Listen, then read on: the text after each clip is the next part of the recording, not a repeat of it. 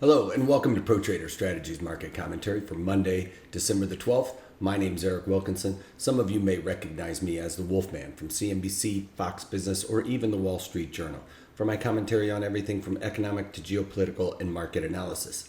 Please keep in mind that everything that we talk about in these market commentaries is not a solicitation to buy or sell any of these securities or strategies. At the end of the day, we're here to teach you some different strategies that you can implement into your portfolios, but please do that in your own way. The reason why I can't give you a recommendation on a particular stock or strategy is because I don't know your risk parameters. I don't know what's in your portfolios, and therefore what I'm doing could be counterintuitive to what you are already doing. Having that out of the way, let's get this on. Let's check it out. Not a whole lot of economic data out there today. Everybody kind of gearing up for the FOMC that should release the results of that meeting on Wednesday. So it usually comes out around about 2:15 Eastern, 1:15-ish Central Time. So that is what everybody is really kind of starting to look forward to. It looks like they are going to try and raise interest rates in a time when consumers are supposed to spend the most, and raising interest rates is to crimp that type of spending. So hopefully they'll hold off at least until the beginning of the year, but I don't know if they're going to have that kind of foresight. Anyway, on to the overall markets. We've got crude oil here up over $1.77, making new 17-month highs. This is a 52-week chart, but this is the 17-month high in crude oil. A lot of this has to do with the OPEC meeting and the NOPEC meeting, which is the non-OPEC side of it. There's OPEC, which is the cartel in the Middle East, and then there's non-OPEC members, and they also decided to cut their production as well to try and get oil prices up into the 70s and maybe even 80s. The fact of the matter is, though, as soon as oil gets up here in these 50s, that allows the fracking to start picking up a little bit again, and they actually can start making money. They aren't losing money on that oil that they're producing. It's real hard to shut those fracking operations down.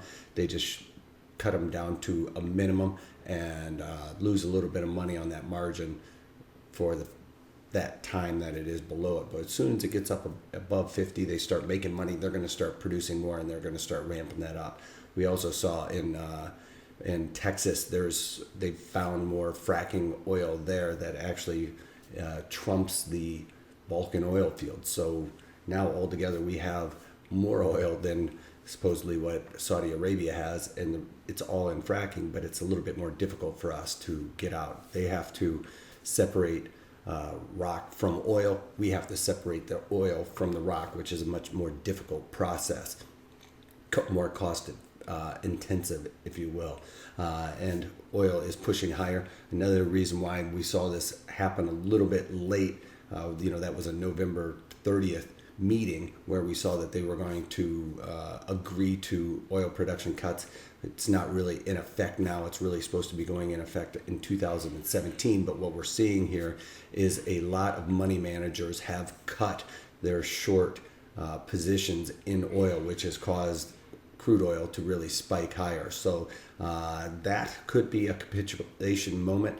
Anytime you see people all of a sudden throw in the towel, that could be a indication of a top, if you will. So me being short oil still, that's a good sign for me to see that. I think it's the shorts are at the lowest overall in the last 5 years. So with these money managers. So that's what this big pop is about, is basically people throwing in the towel. To me, that looks very much like a capitulation moment, if you will, especially if we start continuing to slide here as we're seeing as the day goes on.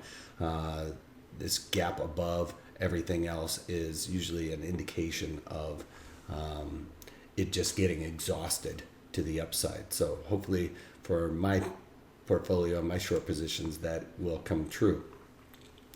On to gold futures, they're down just slightly on the day by about 30 cents and kind of holding strong here. It looks like they could have found a bottom here, but I'll talk about gold here in a little bit as I put on a trade in regards to that webinar we did on Friday on the put diagonal. So I'll talk about that here in a minute. On to the bonds. Again, bonds moving lower, although they're only down about 11 ticks on the day. They seem to have found a bit of a bottom here. I think the interest rate hike is likely to have already been priced into this overall move, so we could easily see it just kind of trend back up here in the next couple of days and settle down. Dow Jones Industrial Average, again, all-time historical highs in the Dow Jones at 19,824. So it really looks like it wants to print that 20,000 mark just for prosperity purposes. Onto the NASDAQ, it's pushing lower as we're still seeing this continued rotation out of the tech sector and into the blue chips and in the other sectors of the small caps. Onto the E-mini S&Ps, they're down just slightly on the day. NASDAQ obviously leading the way to the downside, but E-mini S&Ps down almost 2 points on the day.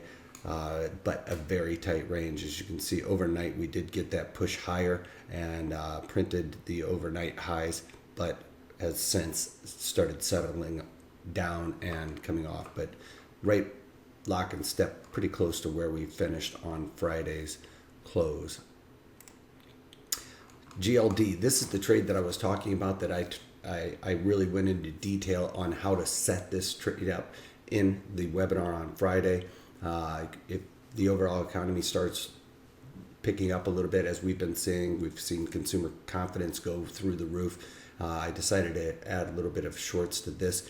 Could be a little bit late in the game, but I decided if we trended sideways for a little bit and started seeing gold come off in a continued down pattern, as we are officially in a bear market with gold, it will work out quite nicely. So I did it in the Jan and Feb. So in the January, I sold the 107 puts, and then in the February, I bought the 117 puts. So looking for it to trend at least sideways, stay above that 107 mark, which we're about 3 points away from there, and use that to finance the extrinsic value of those 117 puts. And I go into all the detail in an hour-long webinar that I just don't have time to go through in a short video on the daily market commentary.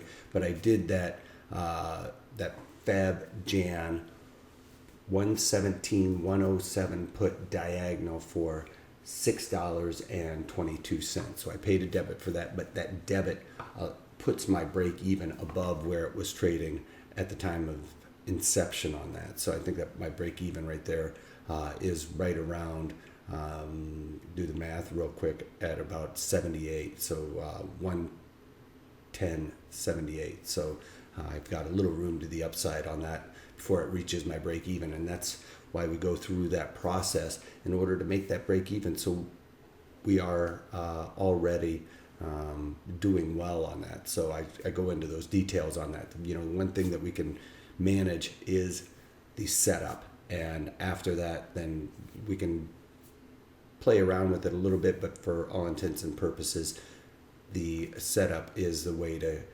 make sure that we are working in a manner that sets us up for success. And that's what I do with those rules that I talk about in that webinar. So if you didn't see that, go to protraderstrategies.com and sign up for that. That's all I got for you guys today. And if you can't take that, take it easy.